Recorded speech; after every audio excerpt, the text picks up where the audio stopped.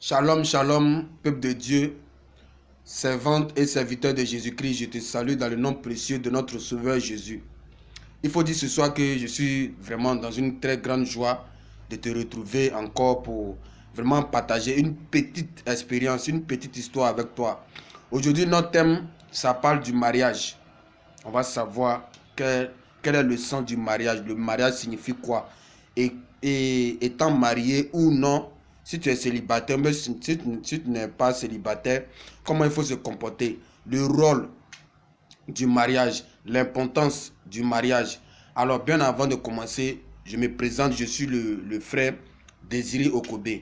Je te demande un petit sacrifice, c'est-à-dire quoi? Après avoir regardé cette vidéo, tu la partages massivement pour que des âmes soient sauvées. Tu t'abonnes aussi à ma page Facebook Désiré Okobe, à ma page Twitter Désiré Okobe et à ma chaîne, sur ma chaîne YouTube Désiré Okobe. Alors, aujourd'hui, notre thème, c'est le mariage. Le mariage, aujourd'hui, tout homme rêve de se marier. Que ce soit femme ou garçon, nous tous, on rêve de se marier. On rêve d'avoir un bon foyer. On rêve d'être à l'aise, avoir des enfants, une belle femme ou bien un bel homme, tout et tout, sans palabre. Mais le gros problème que nous, humains, on a, c'est qu'on ne connaît pas le rôle du mariage. On prononce le mot mariage, mais on ne sait pas ce que ça signifie. Pourtant, ici, le mariage, c'est quoi? Le mariage, c'est deux sexes différents.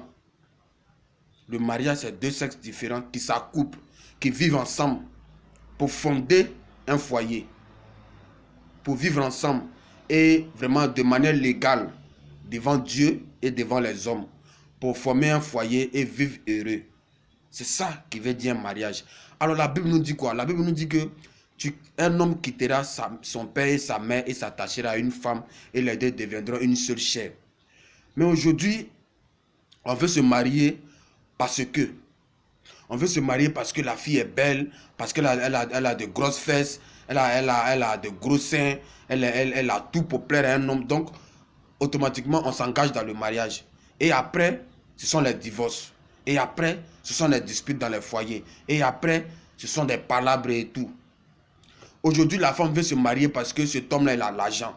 Parce que cet homme, il est beau. Parce que cet homme, on parle bien de lui un peu partout. Donc, je veux m'engager avec lui. Et automatiquement, on ne prend même pas la peine de s'étudier pour connaître l'un et l'autre, pour pouvoir s'engager dans une relation amoureuse. Parce que le mariage, il faut faire attention, ce n'est pas un jeu. Quand on s'engage, c'est pour la vie. C'est pourquoi quand vous portez les anneaux, on vous dit pour la vie et la mort. C'est-à-dire que la mort vous sépare. On te pose la question, oui. Tu veux prendre comme époux ce monsieur? Oui. Tu veux prendre comme épouse cette dame? Oui. Pour que la mort vous sépare. Voici le rôle du mariage. Alors on ne se marie pas 2 mois, 3 mois, 5 mois, 1 an, 2 ans, 3 mois et 5 ans. Et après on va au divorce. C'est que ce n'est pas un mariage. Ce mariage ne vient pas de Dieu. Un mariage qui vient de Dieu, c'est un mariage où il y a l'entente, où il y a la tolérance, où on voit tout, mais on ne parle pas parce qu'on s'aime. Où les secrets de famille sont vraiment dans la maison. C'est-à-dire tout ce qui se passe sur le lit conjugal, ça doit rester entre toi et monsieur. Pas la peine d'aller parler de la vie intime de ton homme. Parce que ton homme ne sait pas faire l'amour, il a tout, il ne sait pas faire l'amour, donc vraiment tu vas le tromper. Mais c'est sur quoi tu t'es basé pour dire que tu vas te marier avec lui? Parce que ta femme, elle ne sait pas bien faire le sexe au lit, donc tu vas la tromper. Ou bien tu vas aller vraiment gâter son nom partout. Alors c'est sur quoi tu t'es basé pour pouvoir t'engager avec elle? Pour qu'aujourd'hui tu la fais souffrir. C'est pourquoi le mariage est très important. Et ce n'est pas un jeu. Ce n'est pas un jeu. Parce que c'est deux âmes qui quittent leur famille. Une femme qui quitte son père et sa mère. Un homme qui quitte son père et sa mère. Et les deux vont s'accoupler. Les deux vont vivre pour toujours. C'est-à-dire vous deux, l'un et l'autre devient maintenant le parent de l'autre. Je suis ton père, je suis ta mère. Tu deviens ma mère, tu deviens mon père. Tu deviens mon protecteur, je deviens ta protectrice. C'est comme ça le mariage.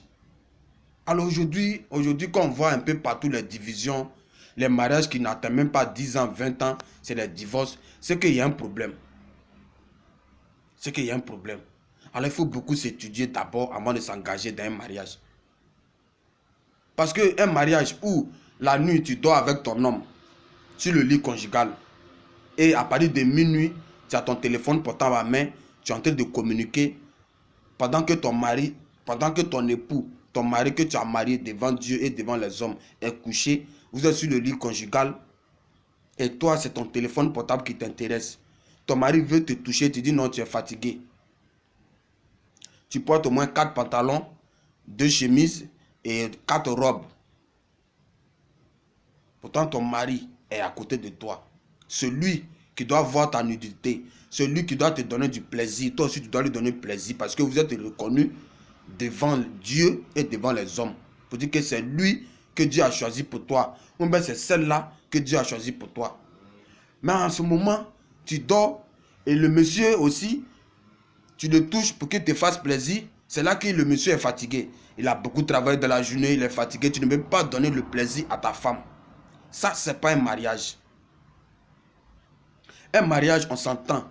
Bon, chaque mois, moi je paye tant, la femme paye tant. C'est pour s'aider le mariage. Les factures doivent être partagées. Les idées doivent être partagées. Si le monsieur est en voyage, son cœur ne doit pas battre parce qu'il a confiance à sa femme. Si la femme est en voyage, son cœur ne doit pas battre parce qu'elle a confiance à son homme. Elle a confiance à son mari. Elle sait que son mari est basé sur la confiance et la fidélité. Et son mari a vraiment la crainte de Dieu. Voici le rôle du mariage. Mais aujourd'hui, nous, surtout nous, la jeunesse, on se marie pour du plaisir. On se marie à cause de l'argent. On se marie à cause de la beauté. Mais on ne se marie pas pour pouvoir s'aider. On ne se marie pas aujourd'hui pour pouvoir vraiment avoir une vie paisible. Tout homme veut se marier. Qui ne veut pas se marier? Mais il faut faire attention avec qui tu veux te marier. Et comment vous allez procéder au mariage. Voici le problème. On ne se marie pas pour divorcer. Parce que quand tu te maries, après vous allez avoir des enfants. Et le divorce maintenant va engendrer beaucoup de choses. Ces choses-là vont agir maintenant sur la vie de vos enfants. Parce que vos enfants ne seront plus encadrés. Vos enfants vont avoir vraiment des éducations vraiment dispersées. Et c'est dangereux pour vous et pour vos enfants. Alors avant de t'engager dans une relation bien aimée, il faut beaucoup étudier la femme et vous devez vous porter dans la prière. C'est Dieu qui connaît ta femme. Puisque quand Dieu a créé l'homme, il a pris sa 11e corde pour pouvoir créer la femme. Alors tôt ou tard, tu auras ta femme. Tôt ou tard, tu auras ton mari. Tôt ou tard, tu vas te marier. Ça, c'est sûr. Donc, dis-toi que ta femme est quelque part. Dis-toi que ton homme est quelque part. Ton homme que Dieu a destiné pour ta vie, qui va te rendre heureuse. Qui va te donner tout, malgré tes défauts. Mais qui va te comprendre, qui va t'accepter. Il est quelque part, ou bien elle est quelque part. Mais comment il faut le savoir? Comment cela va arriver vraiment à tes pieds? C'est par la prière. Il faut interroger ton Dieu pour dire, bon Dieu, je suis prêt maintenant à vraiment fonder un foyer. Puisque tu nous recommandes de pouvoir remplir la terre. Tu nous envoies sur cette terre pour pouvoir remplir la terre. Donc j'attends maintenant mon âme sœur pour pouvoir former mon foyer, pour pouvoir être heureux comme tout le monde. Tu verras que ta prière sera exaucée et Dieu maintenant va te révéler ta femme. Dieu va te révéler ton homme. Mais c'est quand on est trop pressé, on veut passer par les raccourcis, maccoussis, c'est là qu'on tombe dans les gros trous. Parce qu'il a l'argent, parce qu'il est bien, parce qu'il a la maison et la voiture. Donc vraiment il est indépendant, je vais m'engager avec lui. Une relation de 1 semaine qui va au mariage. Une relation de 2 semaines, 1 mois, 6 mois qui va au mariage. Il faut beaucoup faire attention. C'est ça qui crée aujourd'hui les divisions partout. Il n'y a pas de secret dans les foyers. Il y a des secrets que tu partages avec ton mari, sur le lit, dans la chambre. Que même cela ne doit même pas arriver dans la cuisine. Même au salon, on ne doit pas attendre parler de ça. Si l'homme est en erreur, vous vous corrigez entre vous deux. Il y a des problèmes que monsieur, madame doit régler. Ça, c'est entre vous deux. Personne ne doit se mettre au milieu de vous. Parce que c'est un secret, parce que c'est un engagement que vous avez pris de pouvoir vous supporter. C'est ça le mariage. Il faut comprendre l'autre. Toi, l'homme, tu dois être fidèle à ta femme. Mais le matin, quand tu sors de ta maison pour aller au travail, c'est là que tu caches la bague de mariage. Pour pouvoir courir derrière ta secrétaire, ou bien les petites filles du quartier de 18 ans, 20 ans, 25 ans. Et tu dis tu es marié. Bon, comment tu vas avoir la paix dans ton foyer? Le soir, tu rentres du travail, tu dois faire du plaisir à ta femme, tu es tout fatigué. Ça, c'est pas un mariage. Toi, la femme, ton mari, peut-être, il ne fonctionne pas bien au lit. Ou soit, bon, peut-être son boulot fait qu'il ne rentre pas tôt. Ou bien, il y a beaucoup de choses, de secrets que vous avez entre vous deux. Mais ce n'est pas la peine de parler de ça à tes camarades du marché. Même sur la route du marché, tout le monde dans le quartier, presque tout le monde, toutes les filles, ou bien toutes les femmes mariées connaissent déjà vos secrets. Ton mari a telle maladie, ton mari ne se lave pas, ton mari est comme ça, ma femme ne se lave pas, ma femme est comme ça, ma femme est ceci, ma femme est cela. Hey, ça, ce n'est plus un mariage. Parce que c'est sur quoi tu t'es basé dans le début. Est-ce que vous avez interrogé votre Dieu pour dire oui, effectivement, les signes sont là. Et c'est toi qui m'es destiné. Donc quand vous vous engagez dans un mariage venant de Dieu, vous ne faites plus d'efforts. C'est la paix, c'est l'entente. La femme doit être soumise à son mari. La Bible le dit. Tu dois être soumise à ton mari. Le mari aussi doit être fidèle à sa femme. La soumission, c'est quoi? Comprendre ton homme. Il faut l'accepter, il faut le respecter. En public ou à la maison ou devant les enfants, tu dois comprendre ton homme. Tu dois l'accepter. Tu dois vraiment être humble devant ton homme. C'est toi ceux qui dois savoir le calmer, même s'il est fâché. Comment? C'est toi ceux qui va le parler, puis il va se calmer.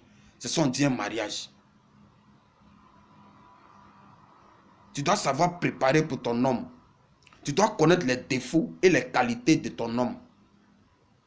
Tu dois savoir à quel point ton homme est fâché. Tu dois savoir à quel point ton homme est juste, Tu dois savoir tous ces secrets d'abord. C'est ça qu'on dit un mariage. Comme ça, chacun sait vraiment comment supporter l'autre. C'est ça. Mais vos querelles font que vraiment les enfants ne vous respectent pas. Des amis du quartier ne vous respectent pas. Et vous dites que vous êtes marié. Mais vous êtes basé sur quoi pour vous marier? Un mariage qui n'est même pas rempli de vie de prière. Monsieur, madame, quand vous dormez la nuit, chacun tourne de l'autre côté. Madame est sur téléphone portable et monsieur dort. Ou monsieur est sur téléphone portable, madame dort. Ce n'est pas un mariage. Un mariage où tu frappes chaque jour ta femme dans la rue. Tu l'humilies, tu la déshabilles. Ça, ce n'est pas un mariage. Même si elle t'a trompé, même si elle est en erreur, tu sais comment calmer ta femme. Tout se règle à la maison, dans votre chambre. Tu ne dois pas frapper la femme dehors. Parce que le corps de la femme est sacré. C'est comme si tu es en train de frapper ta maman. Et quand le malheur maintenant va arriver demain, c'est pour accuser les sorciers au village pour dire non, il y a mon oncle qui est contre moi, il ne veut pas que j'enfante, il ne veut pas que j'évolue dans mon foyer, ma soeur est jalouse parce que je suis marié aujourd'hui. Non! Il faut beaucoup faire attention. Le mariage se respecte, le mariage se mérite. Vous devez vous comprendre, vous devez vous aider. Mais pas parce que la femme travaille que le monsieur ne travaille pas. C'est fini. Le monsieur maintenant va devenir la servante de la maison. Le monsieur va devenir maintenant la femme de ménage de la maison. Non. Après tout, même s'il ne travaille pas, mais le monsieur est le maître de la maison. Le monsieur est le chef de la maison. C'est ça le mariage.